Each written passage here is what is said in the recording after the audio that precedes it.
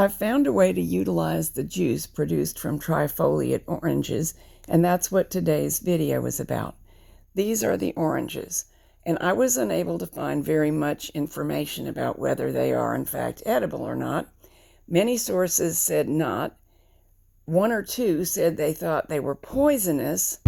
Other pretty credible sources, like university botany departments, thought they were not poisonous, but they were not very palatable. Very, very sour and full of seeds. So I thought I'd give it a try, and we had a resounding success. We've been using this for a couple of years now. The oranges aren't very juicy, so I start with 5 cups of filtered water and add that to between 40 and 50 oranges cut in half in a pressure cooker. The water should almost cover the oranges. I let them rock under pressure for about 10 minutes. I have 2 different styles of plain old pressure cookers, not automatic electric ones. They're on burners. Mine are stainless steel, and I think that might be quite important given the acidity level of these oranges. We want the citrus to be really squishy when it emerges from the pressure cooking. I let them cool down naturally.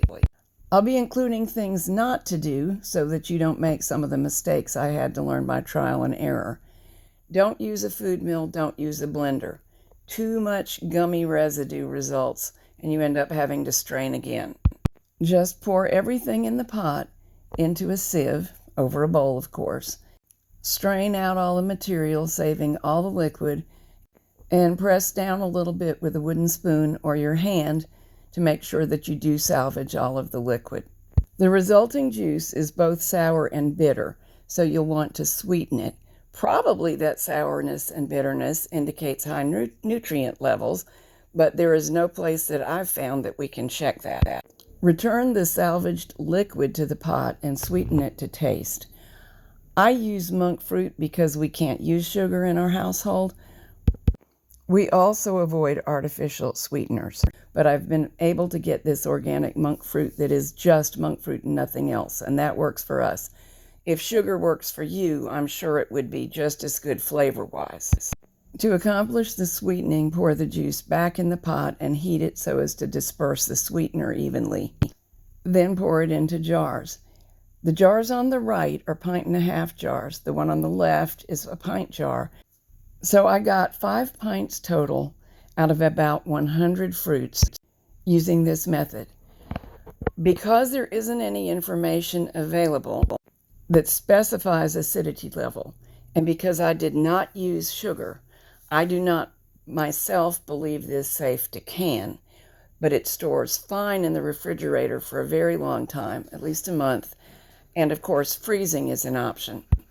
Even though it's not technically a concentrate because of the process we used to make it, it behaves like a concentrate as a flavoring agent, so I dilute it to drink it as a juice, just with filtered water. But where it really shines is as a cocktail mixer. I'm sure it's not to everybody's taste, but if you like things like gin gimlets, things that involve grapefruit juice or quinine water, otherwise known as tonic water, you may find this appealing also. It's incredibly flavorful, and I think we may presume it has nutritional value similar to other citrus. Because there's so little information about the culinary use of this kind of oranges, it seemed sensible to us to eat it in very small quantities to begin with, just a teaspoonful. We suffered no ill effects, and now we use it in normal mixer amounts. But it does make sense when introducing any completely unfamiliar food to your diet to use it with caution in small amounts to begin with. One note of caution.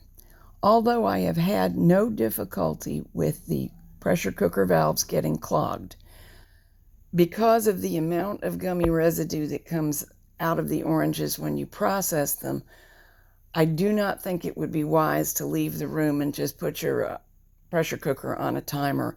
I think you want to be there to make certain that if there were a change in behavior, you would spot it.